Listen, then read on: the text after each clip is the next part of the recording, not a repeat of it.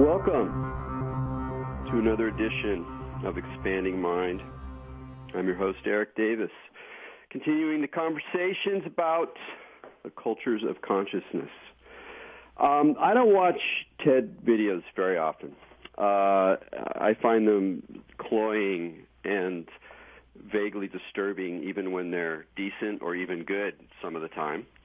They seem to sort of break a certain complexity of thinking and sort of wrapping up ideas in these kind of candy packages of feel-good emotions and a certain narrative arc and a certain kind of up-with-people vibe that I find increasingly I have increasing skepticism about. That said, I do watch them when friends send links, and I was directed towards a TEDx talk. TEDx is, of course, a different story because there's more weirdness and fringe involved, although some of the problems still remain. But I was sent a link to a TEDx talk by Mikey Siegel, who is our guest today, on the topic of consciousness hacking. And there's something about that phrase that really got me. I was like, yeah, okay, I want to see what this is about. And that's for another reason, for things that are on my mind right now, is thinking about hacking and thinking about the culture of hacking and thinking about the sort of culture of enthusiasm, curiosity, discovery, weirdness, altered states, this whole sort of nexus of ideas that surrounded technology when I first got into this stuff in the 1990s, and sort of wondering where that spirit went, how it's been co-opted, how it's transformed, where is it re-emerging.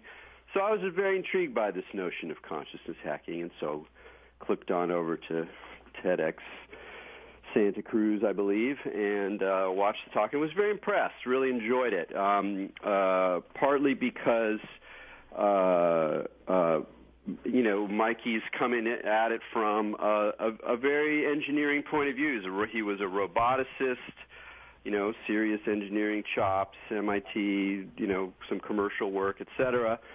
And then, as you'll hear, found his own way towards a real fascination and personal concern with higher states of mind, with the evolution of consciousness, the transformation of consciousness, and the question of how technology, and particularly the emerging world of neurohacking, hackable EEG devices, the return of biofeedback into the sort of DIY culture, but now with so much more technological opportunities and communities. So it's a very, very interesting story, and I think it raises some really good questions and also some really exciting possibilities for a different way of exploring consciousness in our most curious era. So, but before we bring Mikey onto the show, of course, our co-host here on Expanding Mind, Maja Dawu. Hey, Maja. Hi, Erik. So if somebody had like this machine and said, "Hey, if we make a little incision in the back of your skull and we plug this in, you can achieve, jiva mukti, or some high state of non-dual awareness." Would you try it out? I know. We always come back to this question. It comes up a lot, right? I think also as technology progresses, the question's getting more and more big for people to answer, and probably will get faced with it sooner or later. I mean, people make decisions to put machines in their body all the time, like whether it's a pacemaker or a screw in your hip or whatever. And I think that there's a connotation with placing things in the brain that, of course, people have a lot of problems with.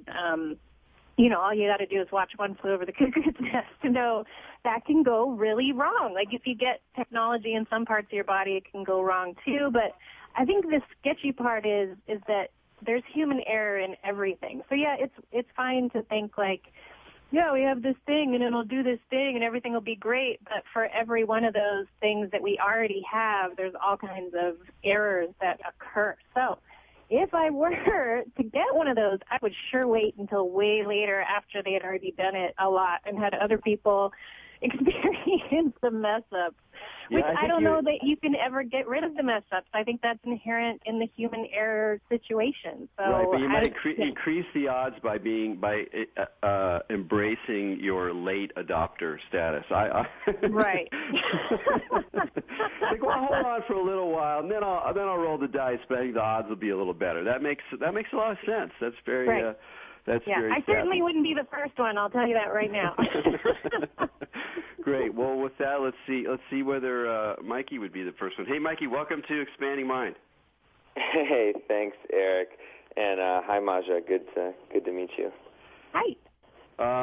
So yeah, we'll get to this question, what you put inside, how you plug your own brain up to a machine. But I want to start with your background, your story, because I think it's a really interesting one. I mean, just what kind of training you had, the way you thought about the world, and then the kind of changes that happened, the insights and questions that started to arise that really set you in a different direction, but one that keeps the technological engineering thread very much alive, but really points it in a different direction. I think it's a great tale. So I'd invite you to tell us.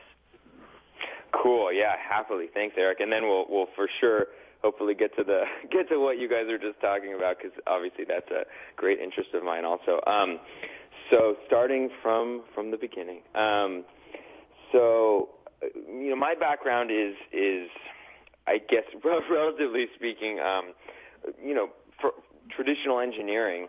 I did my undergraduate work in computer engineering, and then ended up sort of getting into robotics a little, spending some time at NASA doing robotics, and then ended up at MIT doing robotics. And it was a little bit of an outside of the box kind of thing as far as engineering is concerned. We were really kind of on that sci-fi fringe of robotics, doing social robots that express emotion and interact with people. And at that time, I really got to think deeply about this intersection between humans and technology. So not only was I doing all the sort of traditional kind of hardcore, groundwork on the engineering side, but two of the people on my thesis committee were social psychologists. And there was really deep thinking here about how technology can affect people. And at that time, I was thinking about it more in terms of psychology and belief systems and persuasion, but it would actually end up taking me in a very different direction that I would not have. Was one of those people Cynthia Martell? Cynthia Brazil. Brazil, that's right. Yeah, who is getting a lot of press right now because she actually just announced her startup. I think it's called Jibo, Jibo. I hope that's right. And it's one of the first efforts at actually putting a social robot in the home, which is something that I've been thinking about and working on, my original work for a long time. Because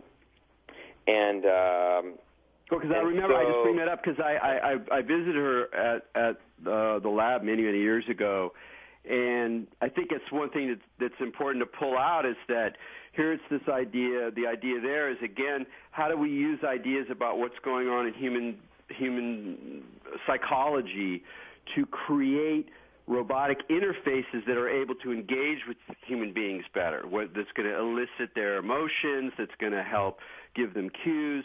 But it's very interesting work, but it also implies a very particular way of thinking about what human beings are and how they interface with technology. Exactly, and I would say one of the major takeaways from that whole period for me was this sort of what you're getting at, this understanding that from an engineer's perspective, we think about the functionality of the stuff we're building based on kind of these quantifiable aspects of if it's a robot, like how, it's computer vision system, how well can it identify objects, its end effector, its arm, how accurately can it pick stuff up, how well can it navigate in a room. These are the things we think of as it being functional, but if you put a robot into a hospital and it can perform all these tasks perfectly, but people are frightened by it or don't trust it, then it's no longer functional. Not in a sort of floofy kind of abstract sense, but in a very, very real sense, it no longer works. Because if a human is in the loop, you at a very deep level have to think about how people relate to that technology. Well, and you think about, like, if you go to a hospital, the difficulty most people have with the interface with doctors and nurses, like, is enough problem on its own, but to try to get it, like, with a robot to have that happen, I mean, certainly you can see how difficulties might arise.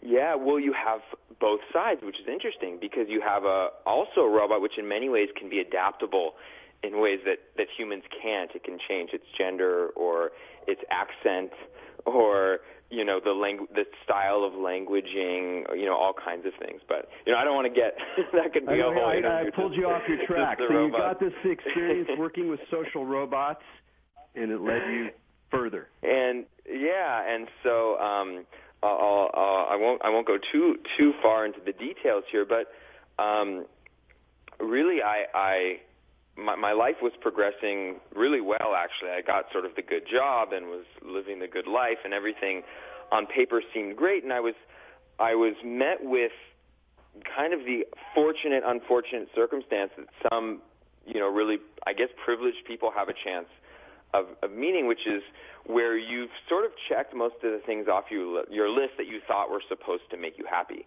that you thought were sort of the things that once you finally achieved those, you'd realize some sense of contentment or well-being.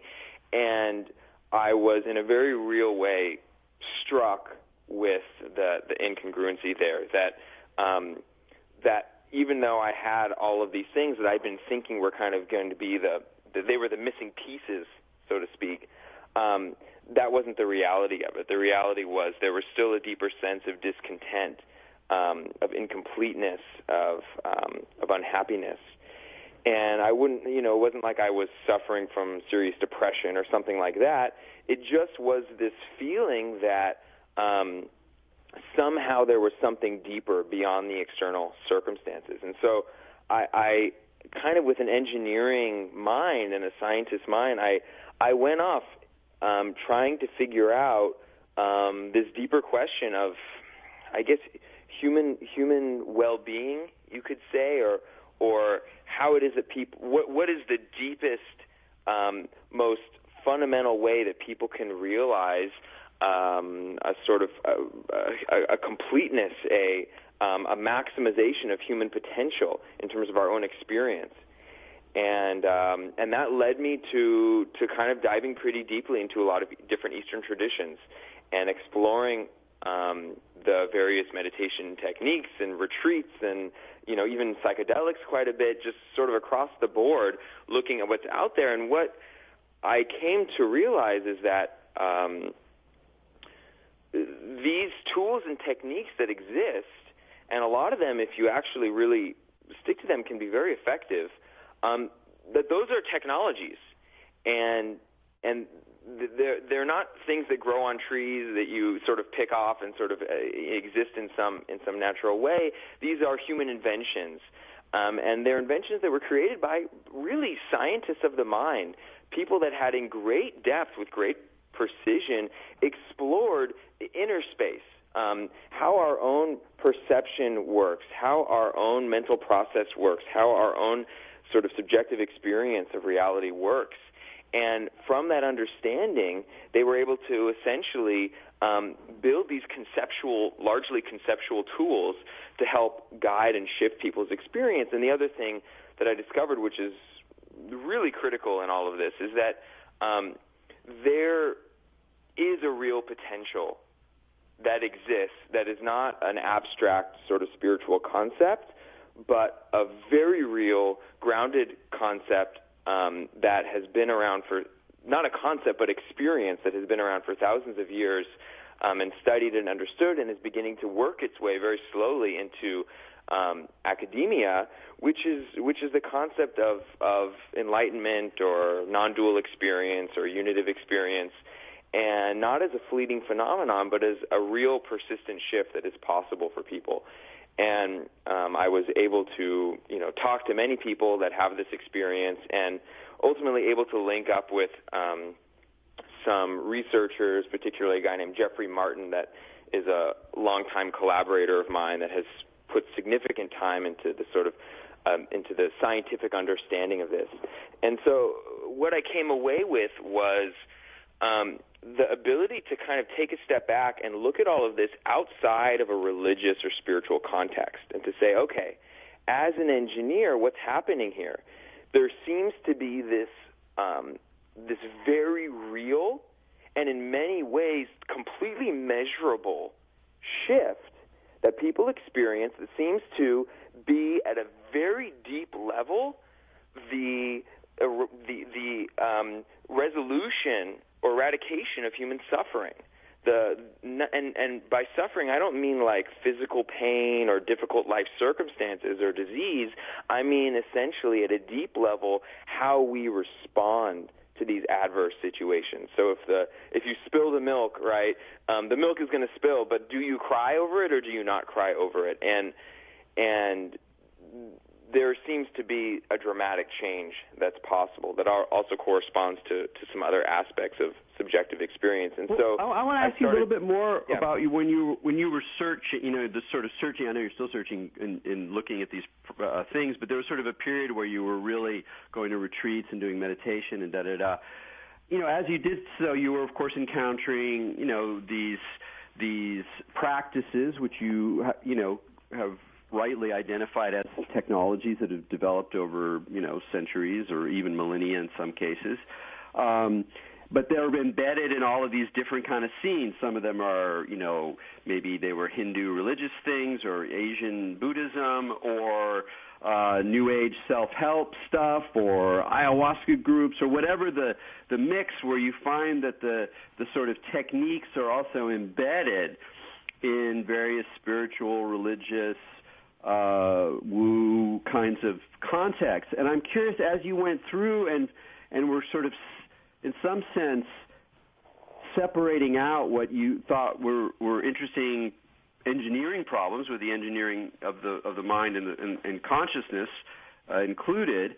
What was your take on the spiritual and religious elements? Did it seem like it was no longer appropriate, or that you could see the way in which it led to bad situations, or what was your reaction to the kind of the religious side or the spiritual side in the broader sense of these practices as you were encountering them? It took a long time for me to, and it's an ongoing process. It's a never-ending process, but to sort of dig myself out of one particular belief system or another, particularly a spiritual kind of belief system. And a lot of these belief systems, I don't know if I'd call it intentional, but they sort of evolve in a way that they become silos. And part of that is actually in some ways helpful for the actual ultimate intention of trying to drive people towards a particular experience, because it helps to not constantly be sort of wandering and searching and exploring. So a lot of them sort of reinforce the validity of their own, of their own perspective. But it took a while to sort of dig myself out of that and realize that these are just a collection of different tools that are accessible, and some are more compatible with certain people, and some are less compatible with certain people, and there's a sort of a matching kind of problem there. But no one has a particular claim to a greater or deeper truth. The only benchmark that I use really for all of this is to what extent are they effective, and I'm really interested in getting at the very root of human suffering. And so to what extent are these traditions actually, in a very real way, shifting people's experience? And in that sense, you find that some of the most popular traditions are really more telling people what they want to hear and satisfying people at a conceptual level, but not actually providing a deeper resolution to the root of where their suffering comes from. Well, and let me ask you this, because I feel like one of the best quantitative ways to measure that is you always see, well, are they walking their talk, right? So many people talk this talk, but very few actually walk this walk. And I wonder if you've looked into at all any studies of cultures who have done this as a way of being. Because one thing I would argue with you about is that these states are not natural, because there are individuals who are born with these kinds of states of being throughout history, in stories and myths, and then sometimes reported in China and India and all over the place. There'll be these freaky people that just seem to be happy and have these kind of states of being. And then on higher levels, there's like little pockets of groups or people that actually do take this on as a lifestyle, whether they learn it through the technologies, through the tools, like you mentioned, or if there are some inherent, like, little pockets of tribes in the Amazon or whatever that just exist in that beingness from the get-go. So do you feel like if you could find some group that had somehow accomplished that living without suffering, would that be the way to measure that? Or how could you, like, as a scientist, right, like, discover the efficacy of those things, I guess, is the most important question. Yeah, cool. So first, I hope I didn't misstate anything. I definitely wouldn't say that experience is and just as a reference point, Jeffrey Martin's term for it is persistent non-symbolic experience, just to have a sort of a non-religious term. And so I definitely wouldn't call that an unnatural state.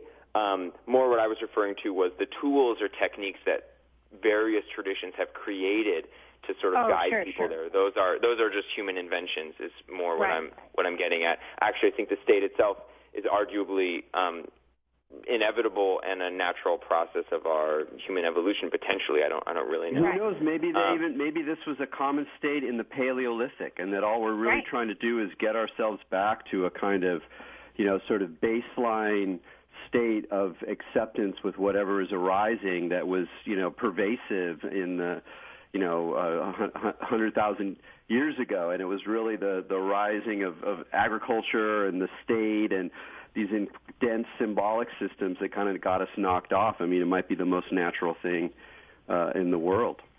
Yeah, totally possible. I don't know, and I think there's a lot of romanticizing that goes on in terms of the sort of what happened way back when.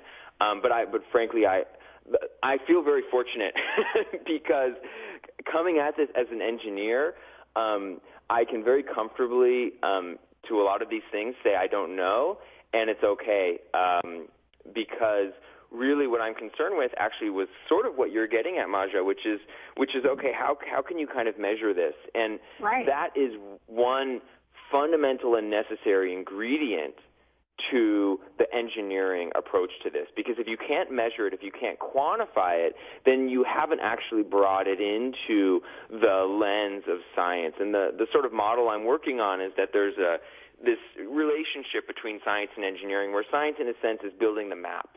It's building the conceptualization of this shared reality.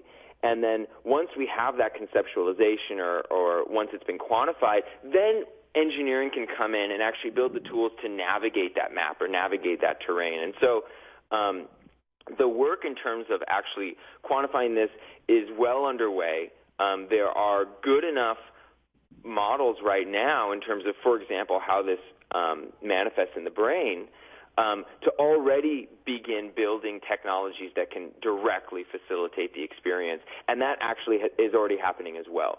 So this isn't a sci-fi concept. This is actually already existing science with already built technologies that are beginning to explore it. So what we're talking about is much closer than even a lot of the transhumanist ideas that are talked about. This is something that's, I think, really achievable in the next 5 to 10 years. Well, let's talk about some of those tools and some of those models. What to you seems the most ripe sort of technologies and goals to look at in terms of what parts of the brain we're reading, what aspects of physiology are we tracking in order to help in culture or through biofeedback or other approaches to generate or trigger these states? Yeah, that's a great and central question. So there's a few ways to kind of go about that. There's a few categories of, maybe I could say 3 categories of approaches that, roughly speaking, that I think are interesting and already have progress in all 3. There's feedback-based approaches, and a lot of people are probably familiar with the concept of like neurofeedback or biofeedback. It's been around since the 50s. Since like the mid or late 60s, and as you mentioned, Eric, there's actually a renaissance happening now in more sophisticated forms of real-time fMRI and MEG and spatial imaging feedback. And then there's stimulation-based approaches where you're actually directly stimulating most likely the brain or possibly the body, and that could be through magnetic stimulation, electrical stimulation, ultrasound stimulation, sound, light. There's lots of possibilities there. And then there's actually like hybrid approaches where you say, okay, a lot of these traditional methods, when I say traditional, they could be modern, like invented in the last few years, or they could be thousands of years old, but traditional in the sense that they really rely mainly on spoken and written word. A lot of these traditional approaches actually are really effective. As you can imagine, potentially taking almost a quantified approach to the traditional paths where you actually can optimize for a given individual what sort of, you could think of as what technique or what tool or what teaching is most effective for them at a particular time, and you can sort of gauge their progress as they move along and switch and redirect them. So there are optimized approaches for that. And all 3 of those are in progress, and all 3 of those approaches are showing really promising results. And before we kind of dive into those, to add another sort of big picture perspective, in terms of what I'm actually doing and the way that I'm spending most of my time, it's, I have my own, when I look at this problem of really trying to use, essentially at its heart, trying to use technology to eradicate human suffering from the inside out. That's really kind of the vision for all of this. I see, for me personally, 2 approaches. One is the question of what can I build myself, and that's, I have a startup and some projects that I'm working on and a Burning Man project, and, this approach, technology that I'm trying to create in collaboration with some other people. And then another question, which is sort of a meta approach, what can I do to actually facilitate other people building technologies as well? And that's probably how I'm spending most of my time these days. And so there's a community that I'm organizing called Consciousness Hacking. There's a larger community that's coming together that we're calling Transformative Technology, sort of to name the space. And there's conference that we're beginning to plan, and hackathons and some other events around that. And so so just to give some perspective, that's kind of my relationship to all of this. And so well, that sounds good. But before we go into some of the specific technologies or things that you're working on and some of these nitty-gritty questions, we're going to have to take a break. You're listening to Expanding Mind with Erik Davis and Maja Daou, talking with Mikey Siegel about consciousness hacking, and we'll be right back.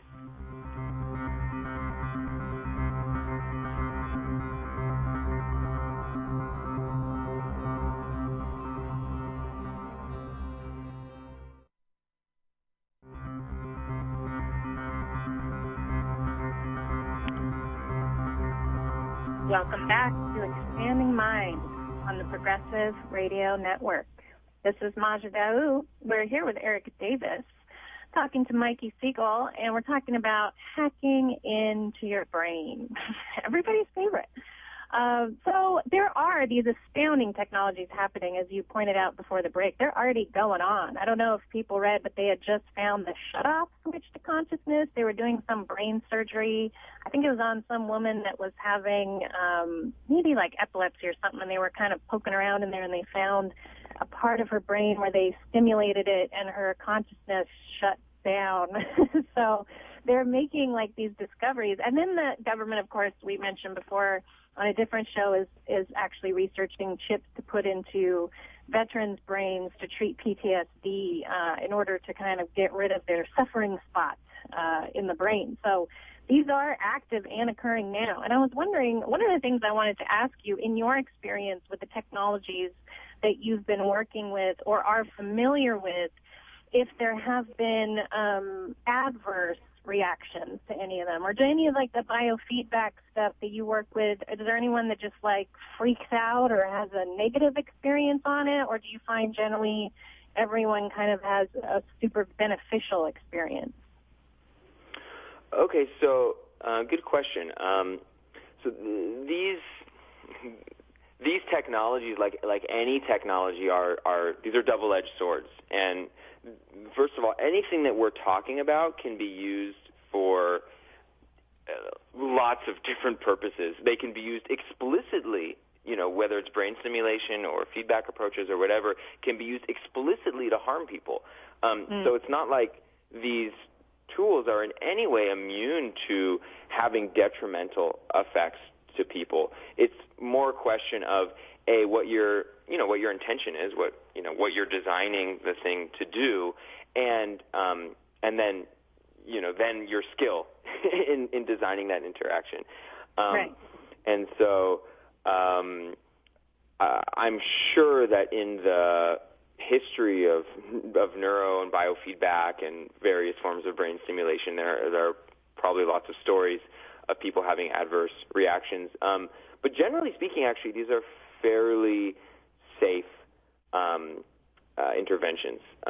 You don't really actually hear, even in, for example, you hear a lot about TDCS, which is transcranial direct current stimulation. It's something that's getting a lot of press lately, and is actually something that's really popular in the DIY world. So there's a whole community of people that are building these technologies themselves, and I've done the same thing and done my own sort of private research with these devices, and it's essentially literally running a very small electrical current through the brain, and of course the immediately the response to that is like, oh, that sounds dangerous.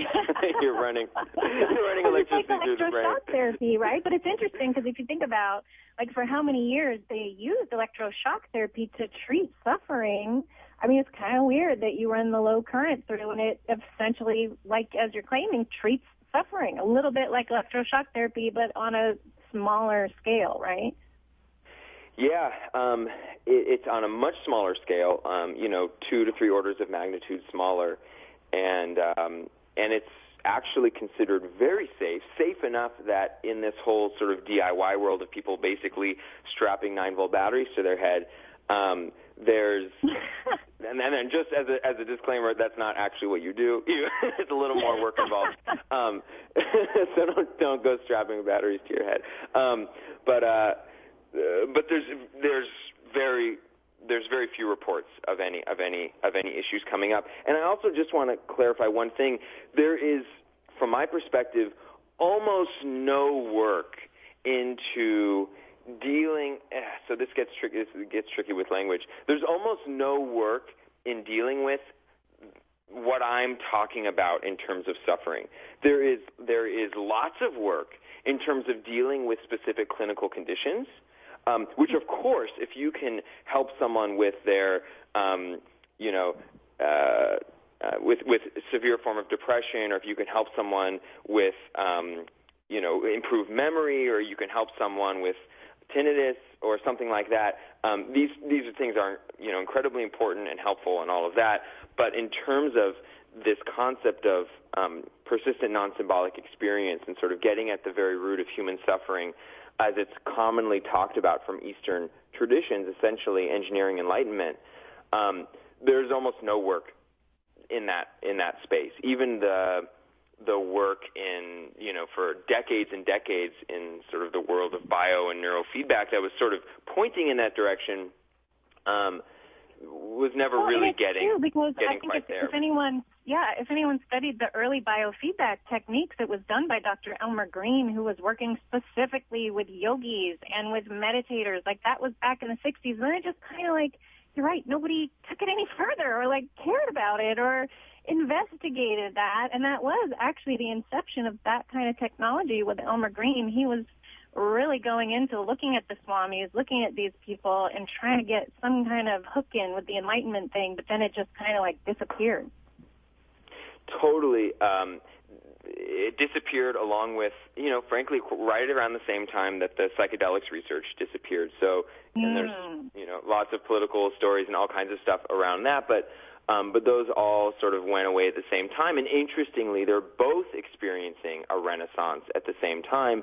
And that's not to say specifically in terms of researching enlightenment, but those approaches, both neurofeedback and biofeedback and psychedelics research, are having a little bit of a renaissance in the last 10 years or so. Yeah, I mean, I think this is something really to underscore, is that it's kind of a paradox in that as we have become more and more scientific in thinking about ourselves, at least in the West, and really all over the world overall, and there's more and more focus on the brain and neuroscience as the key to many questions that we're still asking ourselves about consciousness, about how do we do free will, all these sort of things. So there's a tremendous focus on the brain, which on the one hand is sort of in the opposite direction of enlightenment, of anything valuable in religion, anything, all these higher states. That's all like old stuff.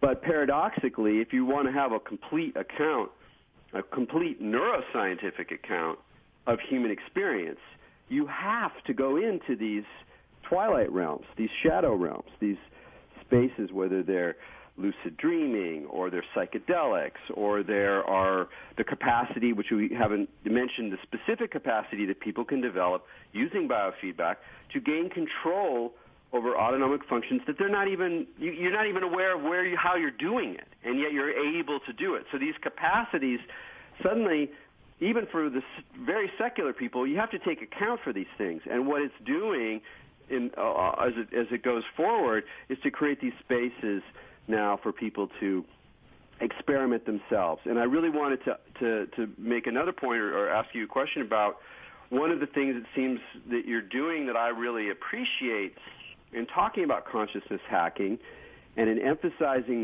the DIY, collaborative, maker approach to these issues is that you're providing an alternate narrative to the dominant technology consciousness narrative of our world, at least out here on the West Coast, which is transhumanism, which has a much different take on how and why we bring technology into the body, bring technology into the mind. It has a very specific set of goals of efficiency, of power, of control, of hedonistic engineering. And the kind of principles and goals that you're suggesting with consciousness hacking, you have your own particular take on enlightenment and the relief of suffering, but even beyond that, it's a very different kind of vibe. And I really want to invite you to sort of make that contrast and explain what you feel is different about the sort of space that's emerging around consciousness hacking and transformative technologies as providing an alternative to these sort of more, pedal to the metal transhumanist models that we hear so much about. Yeah, great question, Erik. So, generally speaking, I think the prevailing mindset, understandably, it's just sort of the where the cultural momentum is around creating tools, or even if we specifically talk about how we would want our experience to be augmented, it has to do a lot with the satisfaction of our desires, being able to achieve more, to accomplish more, to remember more so we can be more effective, to be able to feel exactly the way we want, when we want, to have our circumstances around us appear in a certain way. It's really, from my perspective on the sort of the transhumanist movement, is it's really about giving humans the ability to, in a very deep way, have the complete and instantaneous satisfaction of desire. And I don't mean that as a criticism. That's potentially a very powerful avenue. But if you think about it, for example, in Eastern traditions, it's actually the exact opposite approach, the polar opposite, where the approach there is actually to find a sense of equanimity with what is, a sense of well-being and contentment, completely independent of circumstances. And so, in that sense, that's actually the goal with the technology that we're working on, that I think will be widely available in the next 10 years or something, as many people from different avenues are all working on it, and that is to bring people the experience of a true deep sense of peace and well-being, completely independent of what's happening around them, how good their memory is, how good their cognition is, how their resistance to disease, all of these things that we're traditionally trying to augment. And that doesn't mean that we should sort of halt progress along those paths. I think I'd love to have better memory. I'd love to be able to improve my emotional regulation, or to improve my resistance to disease. But if I really get down to really the very heart of what I really seem to be driven by, it really is searching for the feeling of just being okay, of just right now, in this moment, being able to be absolutely, completely content with what is, not in a complacent sense where you just sort of stop doing stuff, but independent even of that, where you can be running around like a maniac trying to meet a deadline, or you could be at home relaxing on a couch. But in all of that, in all of those changing circumstances, fundamental to it is a sense that everything is okay. Well, let me ask you, I have a question. In your personal opinion, do you think there's a danger, like if we look at in the Eastern studies of attaining these states, I mean, there's a lot of work involved, right? Like with the tools, like the sensei makes you work really hard to get there. And so I wonder, do you think, in your opinion, this getting a technology that would just take you right there, would that be a danger, like in terms, like you can get liposuction to take out your fat and you'll like look good, but you don't like have strength like you would if you work out? Do you feel, or have you seen like, or thought about philosophically any discrepancy there? Do you think it's just a matter of getting the state happening, and that there's not necessarily going to be a loss of something else by using a more advanced technology and just scrapping all the kind of hard work, so to speak? Yeah, it's a great question, and of course it's something I've thought about a lot and had probably hundreds of hours of conversation about, and yeah, it's an important question for sure, and so thanks for bringing it up. There's a lot of, with all of this, there's so much cultural baggage that goes along with our preconceived ideas about what this is and how it's supposed to happen and what we're supposed to do. And we have a lot of cultural ideas also about the amount of suffering we're supposed to go through before we can, finally be rewarded with our suffering. And anything we achieve should be the result of an incredible amount of suffering. We have a lot of those ideas as well. You got to work for it. You got to work harder, and then And so a lot of our ideas about enlightenment kind of come from this movie image of the guy in the cave meditating for, however many tens of thousands of hours. And that totally happens, don't get me wrong.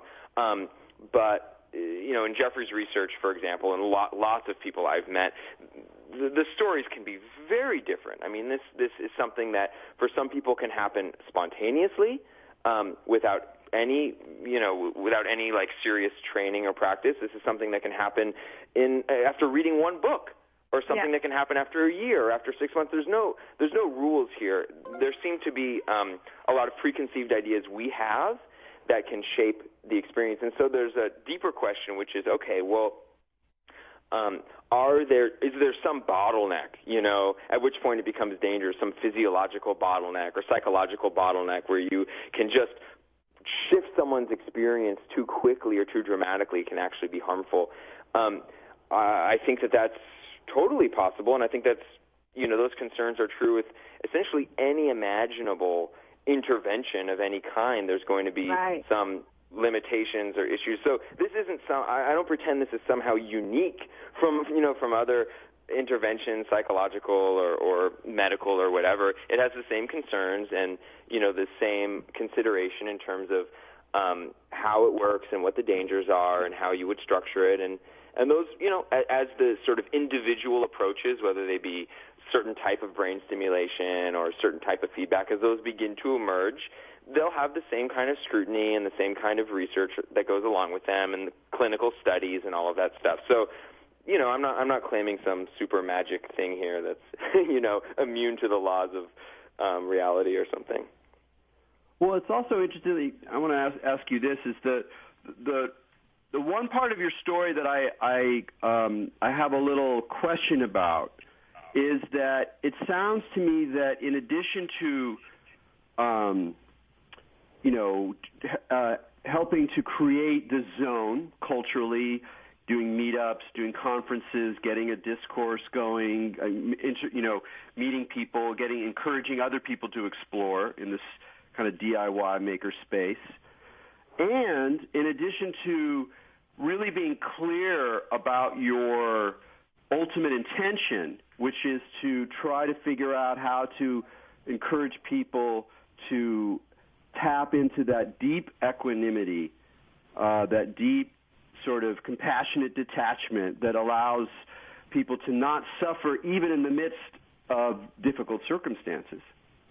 That you also have, partly through through Jeffrey's work, an idea of what, like a concrete conceptual idea of what enlightenment is, and that there are some people who have gotten there, and he's done studies and da-da-da. And those are all very interesting. I mean, I've looked at his research, and I can see that this is a remarkable phenomena that he's identified, and that there's clearly shared elements across different people, and there's different, and this leads to different ideas of how you would get there.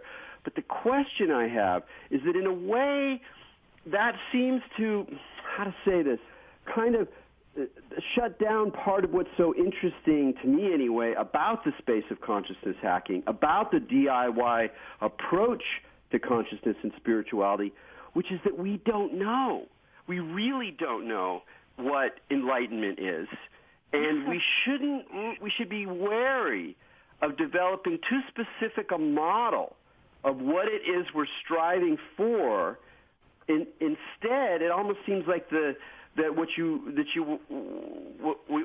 also want to be doing, and I know you're also doing that. This is kind of a rhetorical question, but that is precisely by developing a community of people who are exploring these things in different ways, using different modalities, but are somehow able to keep talking with one another so that something new can arise. Because who knows? It might be the case that every individual nervous system has its own way of becoming enlightened, and that there is just no one-stop shop for everybody, and that it's much more open-ended, and that these states that Jeffrey's talking about are really powerful, but they're not necessarily the goal, if you know what I mean. There might be other goals or even contradictory goals. Anyway, I just want to throw that out there because it's just coming up in my head right now, and it's totally. Yeah, let me address that. I mean, great concern, and these are things that make like such a short conversation tough because it's hard to like cover all your bases. So to try to address that, first and foremost, the perspective I have is that I don't know. I don't know what this is. I don't know what reality is. I don't know what consciousness is. I live in a perpetual mystery. So don't be confused to think that I can sit down and say this is enlightenment. Now, what I do think is important, like if you were studying anything, whether it's schizophrenia or depression or whatever, that you begin to build a model of it. And that model, if you're a good scientist, it's very clear that that model is not reality, that model is just a working representation that helps you to build interventions, and that's all. And you can look at any tradition, and they have their own models. So this is essentially trying to build a model from a scientific perspective. That's all. And that model can allow for the type of flexibility that you're saying. It doesn't need to make us absolutely firm assumptions about, well, this is how it appears in the nervous system, or this is how it appears in the brain. It can have some, various models, even contradictory models, and that's fine. That can be explored and worked with and all of that. This is more of just if anything, any scientific finding that exists right now that I may look to as kind of pointing in the right direction, or even any technology that I may see as promising, is actually totally secondary to what I'm trying to get across. What I'm really trying to get across here is that it's possible from a scientific perspective to do what's been happening in Eastern traditions for thousands of years. That's wonderful. And I just got to ask you a hard question. You made a really awesome answer, and it just reminds me of something. I was reading Charles Tart yesterday from 1971, and he was talking. He's the guy who came up with the concept of altered states of consciousness. So he's interested in exploring precisely the zone as a scientist.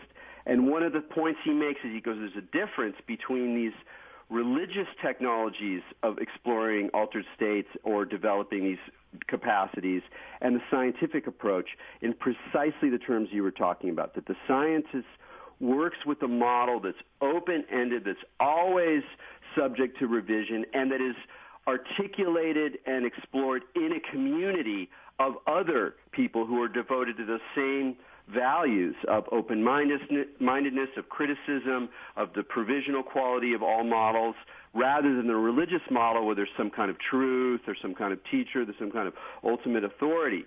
And so it's a really beautiful picture of how we might really go into these zones, but with a different twist, with an element from engineering, not just in terms of the technology, but in terms of the attitude. I could not agree more, and that's science in its ideal form. Science is subject to, of course, the same kind of ossification of beliefs or hardened ideas. But there's a reason why the Dalai Lama is so adamantly in support of this scientific investigation, because that view can have so much openness, so much flexibility to it, and can actually work like really fluidly and build off really, really beautifully from the thousands of years of work that's been done already. And there doesn't actually need to be necessarily a conflict there. Well, I think it's true, and there's really no reason to not. Thinking about the things we do scientifically study, like, why would you not study the capacities of the human mind? Like, you're too busy studying Viagra or something. I don't know. Like, it's just like, why not do it? I mean, when I take a step back and I kind of look big picture, I recognize I'm drinking my own flavor of Kool-Aid, but like in my head, this is the most important thing that science can be exploring, the fundamental root of human suffering, arguably the very thing that everyone is seeking in their moment-to-moment existence at its very heart, and even taking a step sort of broader than that.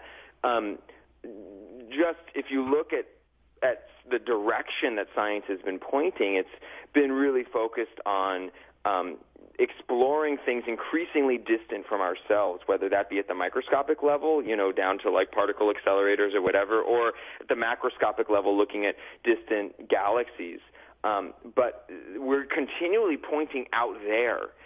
And there's actually a whole revolution of science that's possible where we actually begin exploring our inner world, where we actually turn 180 degrees and pursue a completely scientific-based exploration of human consciousness, which I really think is the next great scientific frontier. That's great, man. So I think we're gonna have to wrap it up here. I just wanted to throw one little conundrum into this picture, and to point people to your website, which is MikeySiegel.com, MikeySiegel.com, and your TEDx talks there. It's really great. The one trick is, though, for science to go into the mind and into the inner experience, the inner world, is that the brain, science will have to reformulate the relationship of objectivity in a fundamental way. So it adds a whole tricky new zone that really is, I think, disturbing to a lot of people, but incredibly exciting to people like you. Exactly. All right, well, Mikey, thanks for joining us on Expanding Mind. Thank you both. Really appreciate it. Had a great time. Yeah, I look forward to your conferences and talks and stuff. So from Maja and me to all you out there, keep your minds open.